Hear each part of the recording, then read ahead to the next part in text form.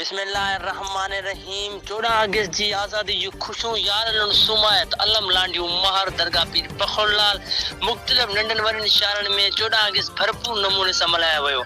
यारनि शहर में उस्ताद बुखारी तरफ़ां सालियाने प्रोग्राम में भरपूर शिरकत, शागिर्दनि जूं तकरीरूं ऐं बाक़ाइदा रैली जे मुनज़म तरीक़े सां असेंबली में प्रोग्राम कयो वियो।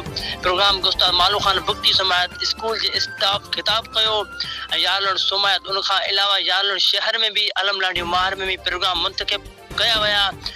गोड़ जमशेर लुंड में भी प्रोग्राम मुंतखब कयो 14 अगस्त में दिल खसूस शागिर्दनि तकरीरूं कयूं ऐं इनामा तक़सीम कया विया।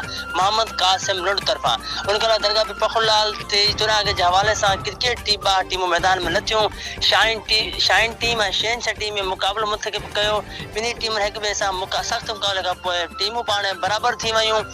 शाहीन टीम जे मोहम्मद कासिम लुंड ऐं शहनशाह टीम जे अमीर हुसैन सिंधी मैदान में मुक़ाबिला।